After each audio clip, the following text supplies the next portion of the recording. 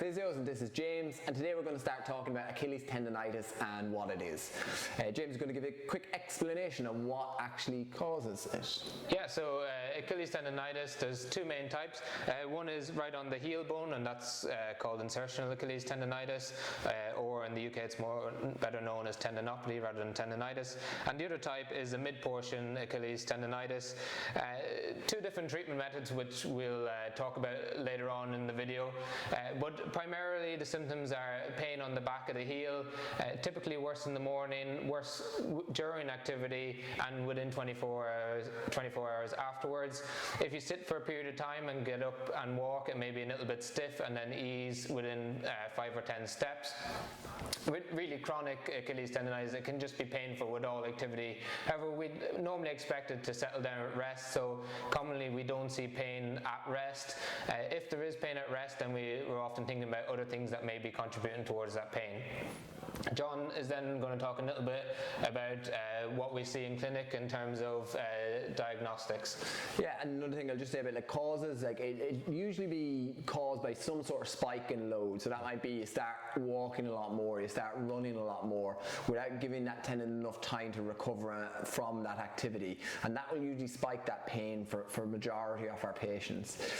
When in clinic, when we're looking to diagnose this, we're looking at the things that James has said. You're getting a lot from what you tell us, subjective history.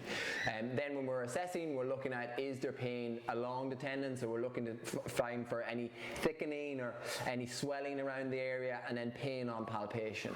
Other ways that we can diagnose it that are really, really beneficial are the use of diagnostic ultrasounds. Again, this is using a scanner to look, it's the same kind of scanner that you would use for pregnancies and things like that, to look at the tendon and look for any thickening or degenerative changes or changes within that tendon.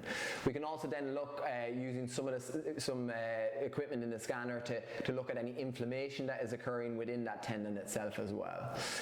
There is other options of going for MRI, but I think diagnostic ultrasound is probably one of the best ways to diagnose these issues, because as James mentioned, we look at ruling out other issues that can lead to pain that are there. So sometimes you can get things like a plantaris tendon which might fit that kind of similar pain provocation that you would have, but it can rule in and rule out those symptoms.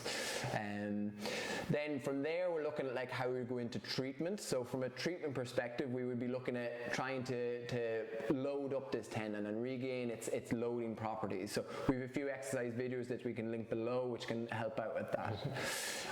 What else? And then so there's two main evidence-based treatments for Achilles tendonitis. Both of them are strengthening exercise protocols. One is historically known as the Alfredson protocol, which we give to patients who typically don't have access to a gym. It's lots of calf raises, typically 120 repetitions of knee bent and knee straight calf raises, which we've done in another video and we've linked below. The other option is a heavy loads, slow resistance exercise protocol. That's typically done in a gym and requires a leg press machine.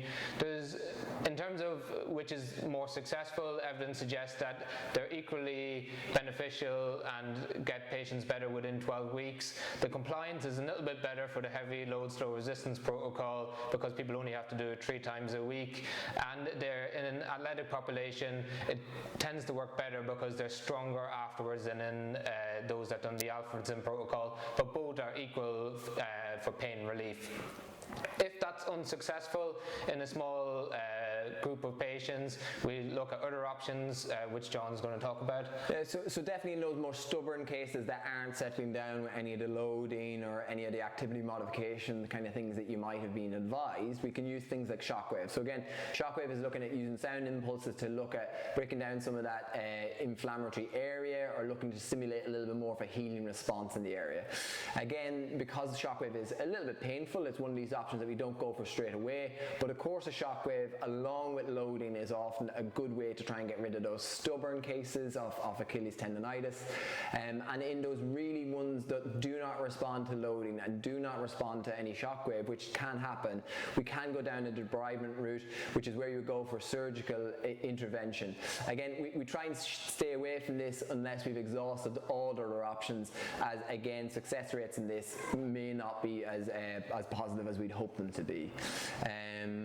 Anything else that I think that we could chat about from it? No, I think for most people they get better with strengthening exercises. Stretching exercises are useful for pain relief. We have a video on that as well. So if you want to have a look at both protocols, let us know in the comments if you have any questions. Otherwise, give the strengthening exercises a go and hopefully that'll be enough to get you better.